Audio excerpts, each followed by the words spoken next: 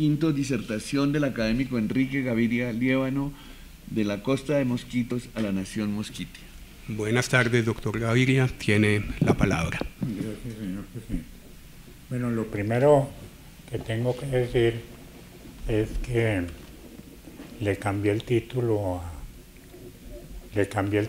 a la conferencia y quizá refleja más lo que voy a exponer, que es la costa de Mosquitos y los misquitos en la controversia con Nicaragua. Lo primero que debemos puntualizar es que el nombre de la costa de Mosquitos aparece solo hasta que se expide la Real Orden del 30 de noviembre de 1803. No obstante, ella corresponde a la veragua descubierta por el almirante Cristóbal Colón en su quinto viaje a nombre de la Corona de Castilla. Poco después se le conoce como la provincia del mismo nombre, la cual sufre varias transformaciones y mutaciones como consecuencia de las reformas introducidas por España para la mejor administración de sus territorios de ultramar. La primera de ellas fue la de las Reales Audiencias. Su organización y funcionamiento se tomó posiblemente el derecho castellano, que era el que se proyectaba aplicar para el Nuevo Mundo, hasta que tuvo que moldearse para darle cabida a las costumbres jurídicas de los aborígenes, y nace el llamado derecho indiano. La primera fue la Audiencia y Cancillería Real de la Isla Española en Santo Domingo, creada en virtud de la ordenanza expedida por Carlos V en Granada el 14 de septiembre de 1526. Así comienza la tarea de organizar la administración civil hasta que en pocos años todo el territorio de la América Española quedó sustraído al derecho de conquista, y para confirmarlo, la ley sexta, título del libro cuarto de la recopilación de Indias de 1680, dispuso que en las capitulaciones que se hicieran para nuevos descubrimientos se excusara esta palabra conquista y en su lugar se usara la de la pacificación y población. En adelante, los territorios de la América hispana quedaban sometidos a 12 gobiernos representadas por audiencias reales presididas por un rey, presidente o gobernador y el capitán general de la administración colonial, que a la vez se dividían en gobernaciones y estas en alcaldías. Aparte de la nombrada de la española de 1526, se fundaron las audiencias de México, 1527, Panamá, 1535, Lima o Perú, 1542, Guatemala, 1543, Guadalajara de España, 1548, Santa Fe, 1549, y las de Plata, Quito, Santiago, Chile y Buenos Aires, que fueron las últimas fundadas entre 1549 y 1609. Luego, en el siglo XVI, cuando la metrópoli española comenzó a tener una visión más precisa del hecho geográfico americano y la complejidad del nuevo mundo incorporado a la corona castellana,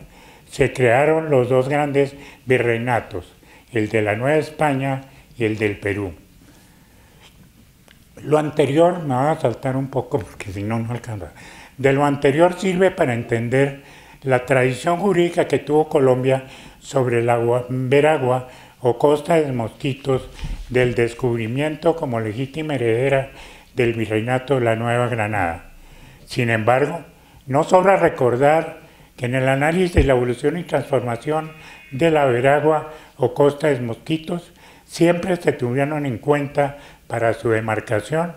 los derechos reclamados por el almirante Cristóbal Colón y su familia por motivo del descubrimiento. Si bien al ilustre genovés se le adjudicó la totalidad de la veragua, a su muerte la corona resolvió dividirla en dos gobernaciones en 1508, la una encomendada a Alonso de Ojeda y la otra a Diego de Nicuesa. El acto regio no determina con precisión el límite de una u otra gobernación. No obstante, según una opinión generalizada, la de Alonso de Ojeda iba de Urabá al Cabo de la Vela y la de Diego Nicoesa de Urabá al Cabo Gracias a Dios, así bautizado por el mismo descubridor por haberlo salvado allí de una fuera tormenta. Sin embargo, como Nicoesa no pudo llevar a cabo la colonización encomendada, se nombra en su reemplazo a Pedraros de Ávila en junio de 1503 como gobernador y capitán general de los territorios que se denominan Castilla de Oro o Tierra Firme o Panamá, pero nuevamente dejando a salvo los derechos reclamados por Diego Colón sobre la provincia de Veragua. Andando el tiempo y por presiones ejercidas por María Toledo, ahora viuda de Diego Colón e hija del duque de Alba, el 24 de diciembre de 1543, el rey nombra gobernador a Diego Gutiérrez, cuya jurisdicción no se extendía a toda la Veragua, sino a Castilla del Oro o Tierra Firme, donde terminaba la gobernación de Pedrarios de Ávila. Pero nuevamente, por disposición de la misma fecha, se ponen a salvo los derechos que reivindicaba la familia Colón sobre la Veragua. En 1537 tienen lugar dos hechos importantes dentro de este proceso. El emperador Carlos V, mediante Real Cédula del 2 de marzo de 1537, ordena que toda la provincia de Veragua quede bajo la jurisdicción de Tierra Firme o Panamá, y ese mismo año, después de un acalorado debate, el cardenal Fray García de Loaiza falla el pleito entre Colón y la corona. En virtud de lo dispuesto por Real Orden del 19 de 1537, se le adjudica ahora al almirante Luis Colón una franja de 25 leguas sobre la Veragua que en adelante se denomina Ducado de Veragua. En esta forma, la Veragua quedaba fraccionada, era una especie de enclave dentro de este extenso territorio. En 1542 se crea la Audiencia de los Confines de Guatemala y se incluye la Audiencia de Panamá con su provincia de Veragua. No obstante, en 1550 se ordena que la Audiencia de Panamá se separe de la de Guatemala y se anexe a la Audiencia de Lima o Perú. En cumplimiento por lo dispuesto por la Real Cédula del 2 de diciembre de 1556, se dispone que a cambio de la renuncia de Luis Colón a los derechos sobre la Veragua, la corona se compromete a pagarle una renta anual de 7.000 ducados. Lo anterior permite que las tierras del antiguo ducado se adscriban a la Audiencia de Panamá, situación que reafirma la recuperación de leyes de 1680 en el sentido de que toda la provincia, comillas, sea de la gobernación de Tierra Firme. Ninguna otra mutuación sufrió la Veragua ni la Audiencia de Panamá. Por el contrario, ambas quedaron incorporadas en el Virreinato de la Nueva Granada, en que se establece ahora definitivamente, después de su extinción en 1723, mediante Real Cédula expedida en San Lorenzo el 20 de noviembre de 1739. Queda claro, por lo tanto, que cuando el rey de España ordena por Real Orden del 30 de noviembre que las islas de San Andrés y la costa de Mosquitos, desde el Cabo Gracias a Dios hacia el río Chagre, se segreguen de la capitanía de Guatemala y se agreguen al virreinato de la Nueva Colombia, ya la Nueva Granada, ya Colombia era dueña de la costa de Mosquitos. Lo único que hizo este acto regio fue determinar los límites precisos o derechos del virreinato desde el Cabo Gracias a Dios hasta el río Chagres, ya que el resto de la costa de Mosquitos le correspondía a Honduras a partir del Cabo Gracias a Dios hasta Omoa. Llama la atención que en la memoria y la demanda de Nicaragua contra Colombia ante la Corte Internacional de Justicia reviva un tema que se creía superado en el sentido de reiterar que la Real Orden de 1803 era una simple comisión privativa con un carácter meramente administrativo o militar y garantizar la mejor defensa de la costa de Mosquitos. Solo se nos ocurre pensar que Nicaragua consideró la posibilidad de que la Corte Internacional dejara sin efecto el Tratado de 1928 y se adelantaba a argumentar que los derechos cedidos a Colombia por la Capitanía General de Guatemala en la costa de Mosquitos quedarían sin un efecto. La posición de Nicaragua no tenía ninguna explicación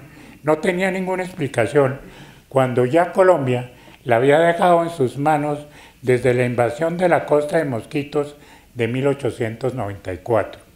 Esta actitud tibia de Colombia quedó confirmado en el artículo primero del Tratado de Guerra Bárcenas, en que no solo se le cedió la mencionada costa, sino las Islas Mangles, sin contraprestación alguna por parte de Nicaragua, ya que el archipiélago de Estado de San Andrés y Providencia también pertenecía a Colombia desde 1803. No hay duda que en esta posición de Colombia en 1928 se debió en gran parte a que en la negociación de este instrumento nuestra Comisión Asesora de Relaciones Exteriores conceptó a través del internacionalista Raimundo Rivas que, comillas, si respecto del archipiélago de San Andrés estuvo siempre bajo el dominio y soberanía de Colombia, nuestra república no ejerció actos de jurisdicción prácticamente en la costa de Mosquitos y en realidad nunca pretendió despojar a Nicaragua de sus costas sobre el Atlántico. La cesión de Colombia es inexplicable, teniendo en cuenta no solo los títulos sobre este territorio continental e insular, sino que el laudo arbitral con Costa Rica, proferida por el presidente de Francia Émile Louet en 1900, había declarado de propiedad colombiana las Islas Mangles y otras formaciones insulares del archipiélago. Por lo demás, no es cierto que Colombia no hubiera ejercido jurisdicción sobre la costa de Mosquitos, como lo demuestra ampliamente José Tomás Guibró en su estudio anexo a la Memoria de Relaciones Exteriores de 1896, el cual, por su extensión, no reproducimos en este escrito. La actitud de Colombia dejó mucho que desear. La costa de Mosquitos no era ni mucho menos una zona en la que no llegara la acción y jurisdicción del Estado colombiano, como queda demostrado. Otra cosa es que el clima extremadamente húmedo y malsano hiciera del lugar un sitio poco apto para la vida humana, con serias dificultades para la construcción de adecuadas vías de comunicación. Empero, eso no impidió para que en ellas se establecieran poblaciones venidas de Inglaterra y las propias tribus indígenas. Tampoco es exacto que Colombia estuviera despejando a Nicaragua de una costa en el Caribe, sino todo lo contrario. Con la entrega que se proponía de la costa de Mosquitos y que luego se concretó en el Tratado de 1928, estábamos cediendo un territorio con costa en el Caribe. En cambio, lo que sí es cierto es que con la entrega de la costa de Mosquitos, Nicaragua proyectó toda su estrategia de la demanda contra Colombia del 6 de enero del 2002, solicitándole a la Corte de La Haya declarar de su propiedad el archipiélago de San Andrés con todas sus formaciones insulares y sus zonas marinas adyacentes, con las consecuencias por todos conocidos del fallo del 19 de noviembre de 2012. La costa de Mosquitos y el imperialismo británico. No obstante los títulos y derechos de Colombia sobre la costa de Mosquitos, De nada sirvieron frente a la ambición imperial de Inglaterra sobre los territorios de España en el Caribe. Fue una confrontación abierta que generó varias guerras entre las dos naciones, entre otras cosas, por el que Inglaterra nunca aceptó el descubrimiento como título legítimo para que España se hiciera a los territorios de ultramar, mucho menos basados en las bulas papales de Alejandro VI y el Tratado de Tordesillas de 1493 con Portugal, el cual, según ellos, prácticamente dividía el mundo en dos partes. Pero para la corona británica era necesario actos de verdadera ocupación y posesión, y en esa dirección se orientó toda la política en el Caribe. Es dentro de esta perspectiva que debe mirarse la disputa con Inglaterra sobre la costa de Mosquitos, primero con España y luego con Colombia. Para ello se ideó toda una estrategia que puso en calzas prietas a las autoridades españolas. Lo primero que hicieron fue hacer caso omiso de las características geográficas adversas de esa zona del Caribe, con gran humedad, lluvias constantes y dificultad, como hemos dicho, para la construcción de adecuadas vías de comunicación. Mientras los colonizadores españoles abandonaron la costa de Mosquito y la dejaron en manos de sus pobladores originales o tribus indígenas, Inglaterra, por el contrario, aprovechó la laguna y los ríos que existían en esta costa y escogió el lugar como refugio de sus buques y corsarios que merodeaban el mar Caribe, dotados ya de las llamadas patentes de corso, que les permitía atacar los buques españoles y revisar sus mercancías, y que finalmente dieron origen al filibusterismo, a cuya institución pertenecieron personajes tan conocidos como Francis Drake, John Hawkins, Edward Mansfield y Henry Morgan. El Caribe no fue colonizado al estilo español. Transcurrieron muchos años antes de que los súbditos de la corona española pudieran entrar a la costa de Mosquitos. Solo cuando se firmó el Tratado de París de 1786, en que Inglaterra se comprometía con España a abarcar todos los territorios ocupados, pudieron tener acceso a la mencionada costa. Por otro lado, en contraste con la política de explotación del indio americano por parte de las autoridades españolas, los ingleses iniciaron una política de acercamiento y amistad con las tribus indígenas que existían a su llegada y en parte todavía existe: mosquitos, creoles, gorifonas, sumas y ramas. Es una especie de Babel multiétnica y multilingüe, donde se hablan simultáneamente el inglés, el creole, el misquito, el mayagna, el rama y el español. Según documentos suministrados por algunos miembros de la Academia de Historia del Departamento de San Andrés, Providencia y Santa Catalina, que fue fundado durante mi presidencia, particularmente por su vicepresidente, el doctor Samuel Robinson, los descendientes de estos indígenas todavía habitan en estos lugares. Los misquitos y los sumas están radicados principalmente en las riberas de los ríos de la zona selvática del interior y en la orilla de la costa. Los creoles se asientan en las orillas del mar Caribe y los garifanos se encuentran en algunas de ellas de la zona. La etnia más numerosa y poderosa es la de los misquitos. No deja de ser significativo para los propósitos de este ensayo que, de acuerdo con investigaciones recientes, los misquitos descienden de alguna rama de los macrochipchas que emigraron hacia la costa no hace más de 4 siglos y que se mezclaron con otros grupos de esclavos africanos que llegaron al Caribe traídos por los ingleses.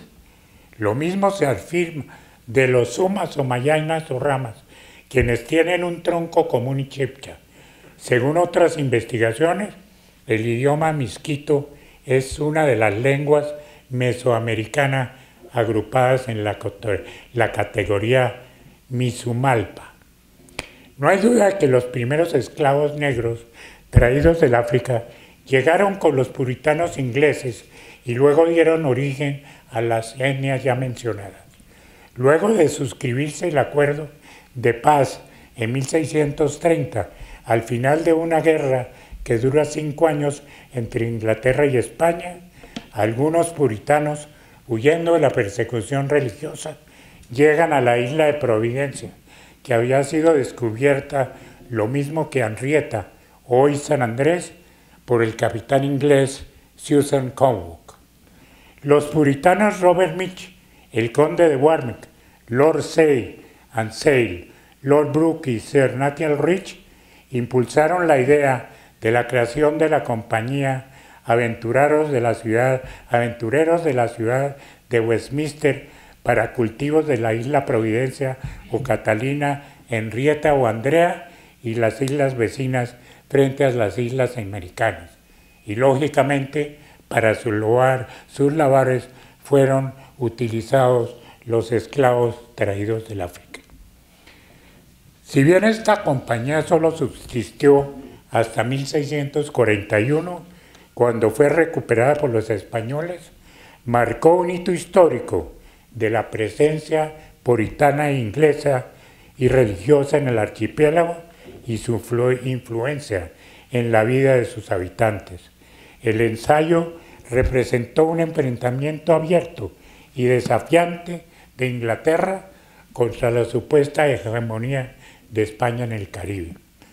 Sin embargo, la clausura de esta compañía no fue óbice para que Inglaterra siguiera en su propósito de colonizar el Caribe. En 1855 se apodera de la isla de Jamaica, enfrenta a España, quien la reclama como suya, y desde la isla de Providencia y el Cabo Gracias a Dios comienza a inaugurar establecimientos o asentamientos a todo lo largo de la costa caribe, incluido el de Belice o Antigua o Honduras británica. Luego, agrega el historiador español Ricardo Beltrán y Ruspe, de 1624 a 1626 ocupan la isla Barbada, hoy Barbados. En 1626 colonizan la isla de Providencia en las Lucayas.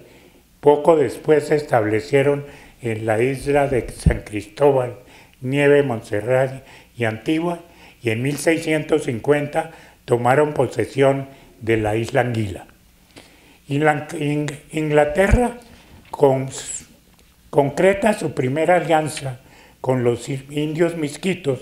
en 1687, cuando traslada el Cabo Gracias a Dios a Jamaica a un misquito de nombre Jeremías I, con el fin de coronarlo como rey de los misquitos con todas las formalidades de la corona británica. No deja de llamar la atención que antes de esta coronación los misquitos ya tenían su propia organización política y social, construida por el Consejo de Ancianos de cada comunidad, el síndico responsable de la administración del territorio y de los recursos naturales, el juez Oguita y el pastor de los moravos, una de las divisiones del protestantismo que todavía conserva gran influencia religiosa, moral y espiritual entre la población raizal del archipiélago de San Andrés y Providencia. Pero naturalmente este hecho no fue ningún obstáculo para que Inglaterra siguiera en su propósito de desconocer abiertamente los títulos sobre la costa de Masquita, y ahora lo repetía frente al gobierno de la República de Colombia. Aprovechando la caótica situación en que se encontraba el país como consecuencia de la absurda guerra civil de 1840 o Guerra de los Iguales, la corbeta británica Twist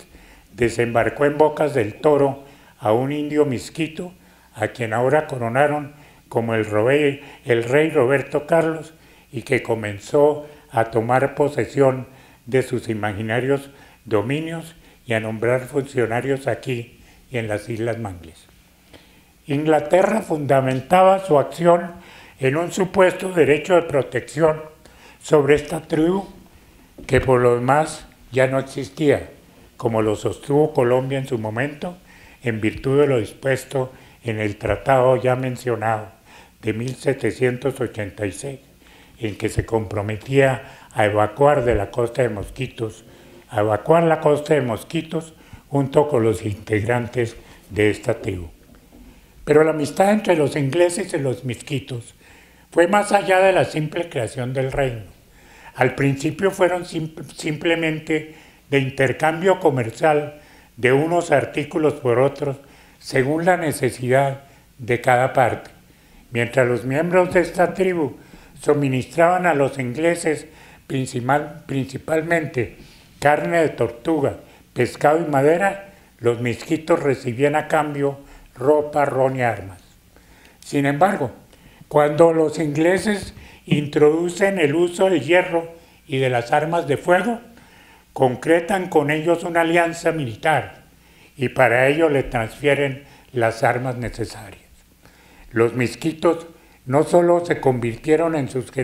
gendarmes, sino que se constituyeron en una especie de guerrilla para hacerle frente a cualquier intento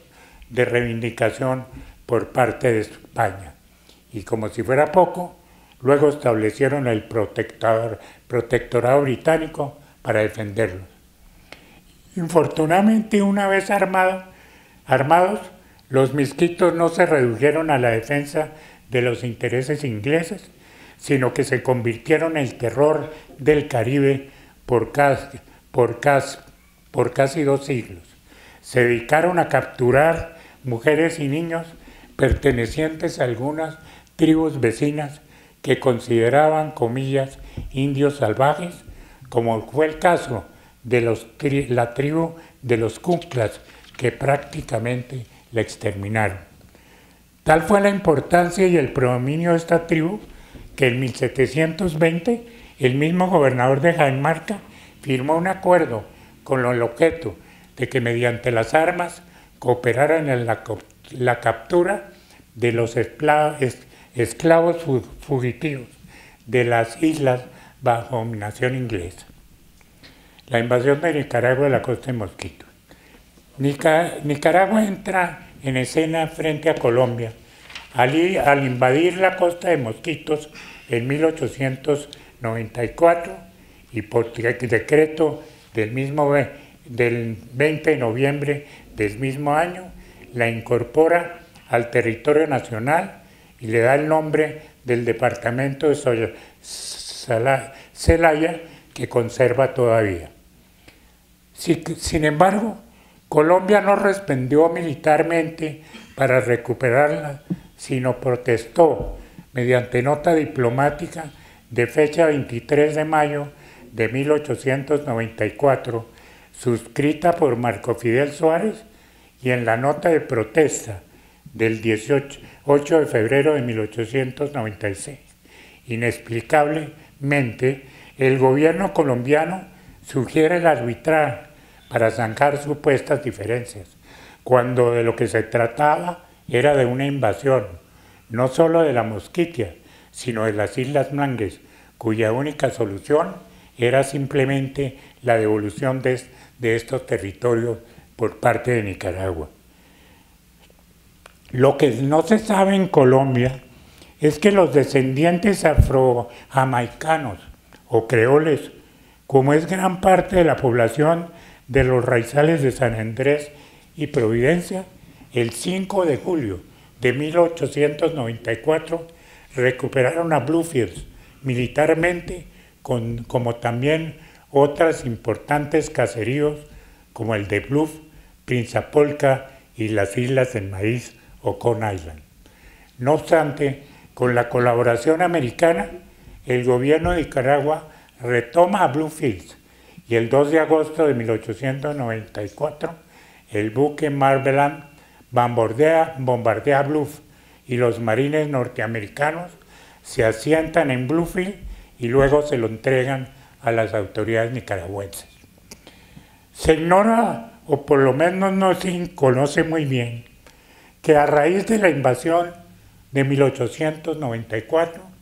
un grupo de creoles o descendientes de los misquitos fueron creando un ambiente de protesta contra Nicaragua, hasta que se produce una verdadera rebelión armada en 1927, un año antes de firmarse el Tratado Esguerra-Bárcena. Desde ese momento, toda la población,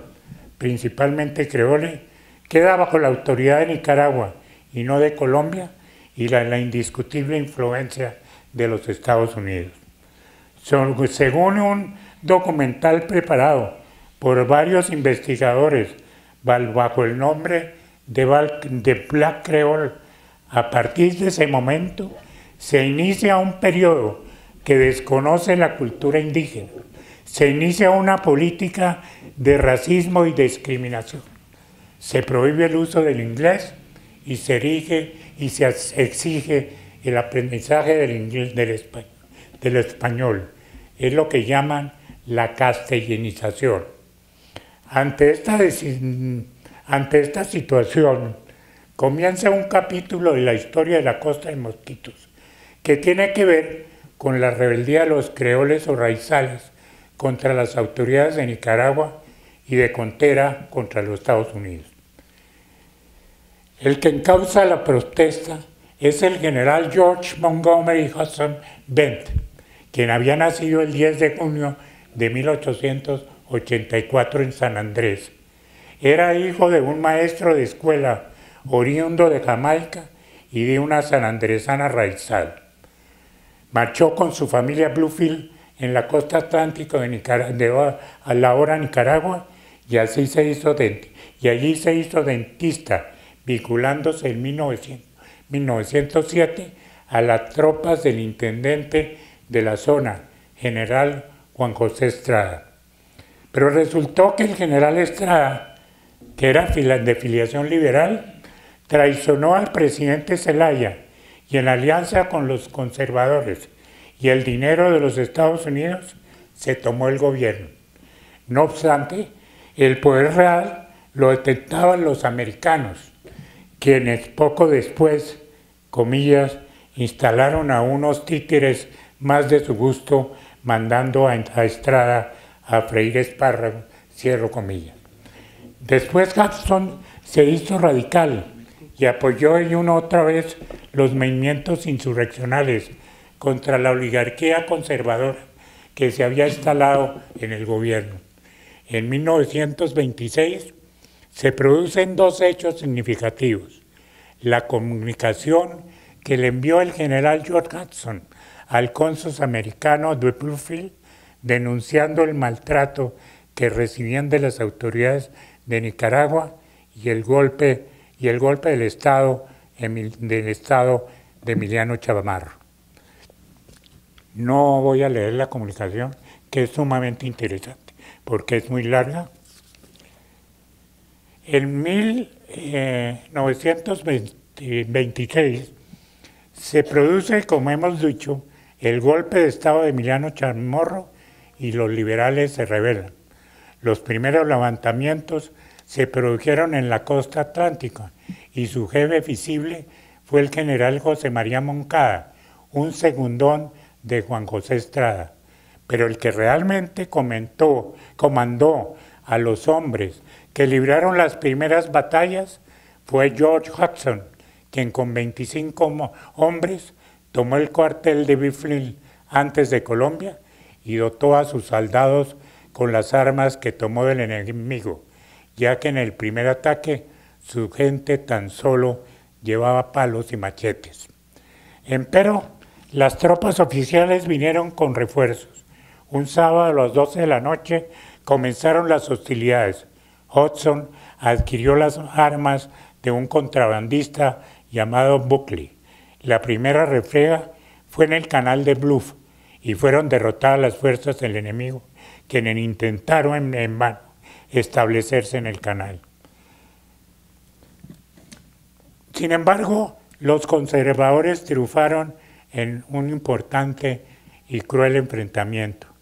Sacasa abandona la zona y José María Moncada queda situado en el Becuco, de donde fue rescatado por las tropas de Augusto César Sandino, quien acababa de tomarse Jinoteca y salvar la revolución. No obstante, en abril de 1927, Moncada ordenó al coronel José Campos que emboscara y matara a Sandino, operación que fracasó, aunque más tarde lo asesinaron. Al no lograr su propósito, dirigieron su mirada hacia el general Hudson, a quien invitaron a un banquete para conversar sobre un supuesto acuerdo de paz y lo envenenaron. Pero los isleños o raizales al general Hudson para los isleños o raizales, el general Hudson era y sigue siendo un líder popular muy querido, a quien los raizales del archipiélago le rinden permanente tributo como un defensor de los derechos de los afrodescendientes. No es aventurado decir que hasta cierto punto su sucesor es el movimiento Amén, que viene planteando no la independencia, sino la autonomía del archipiélago, como se deduce de varios documentos, pero que sin embargo no han sido debidamente analizados por el gobierno nacional. De lo expuesto, quisiera hacer algunas consideraciones de tipo histórico y sociológico. Colombia nunca se pronunció sobre las intrépidas acciones del general Hudson, buscando la independencia de los gobiernos despóticos de Nicaragua y así recuperar el estatus de los raizales cuando la costa de Mosquitos todavía le pertenecía a Colombia antes de 1928. Otra hubiera sido la situación frente a este país centroamericano. A este respecto, no deja de ser significativo que el año del 2002, los descendientes de los misquitos expresaron su intención de separarse de Nicaragua y según su manifestación, la costa de Mosquitos quedaría en manos de la proyectada nación misquita. De haberse hecho realidad la secesión, Nicaragua quedaría reducida a su costa pacífica y a un modesto mar Caribe. De acuerdo con lo tenido por sus líderes en Naciones Unidas y en la OEA, comillas, en la región de la Mosquitia existen 7 grupos o etnias: mestizos, sumas o mayainas, ramas, negros, gones, leones y creoles.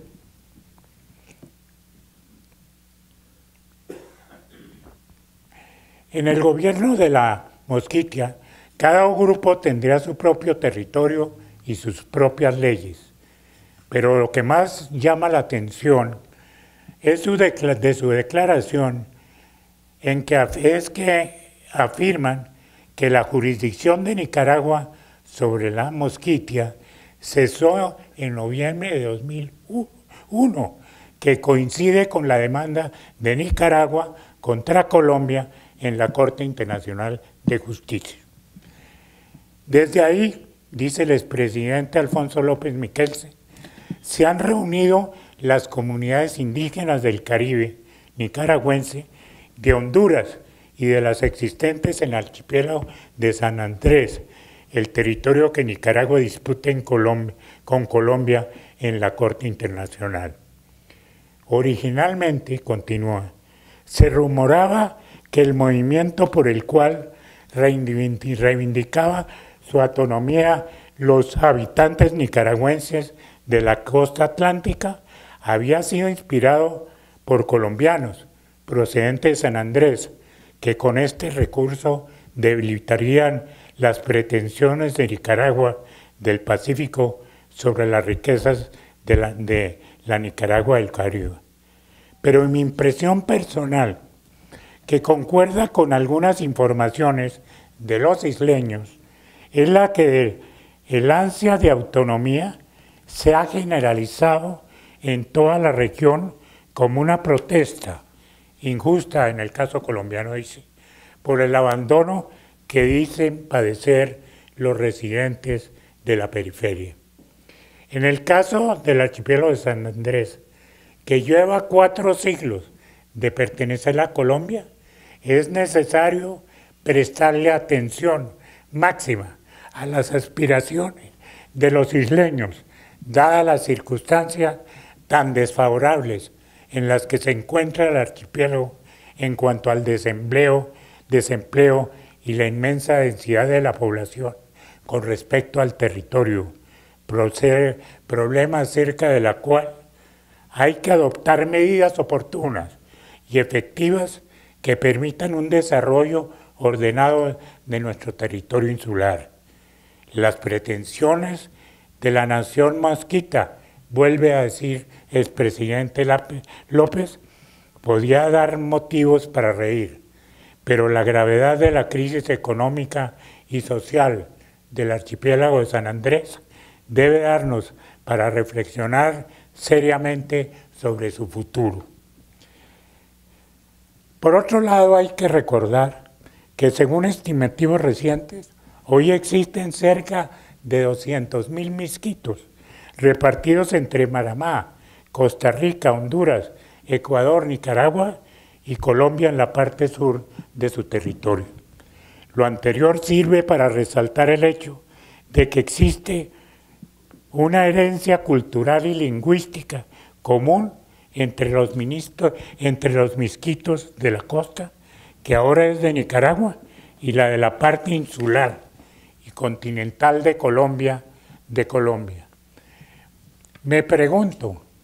si esta circunstancia no puede ser el punto de partida de una futura estrategia que busque el beneficio común de estas poblaciones en la explotación de los recursos naturales sobre las zonas divididas por el fallo de la Corte Internacional de Justicia del 19 de noviembre del 2013 y no crear expectativas poco reales o realistas que cada día hace menos creíble la posición incongruente del gobierno nacional. Para ello, no es necesario pasar por encima del derecho internacional, sino tener una imaginación creadora para poner punto final a un conflicto que todavía está sin resolver. Mil gracias.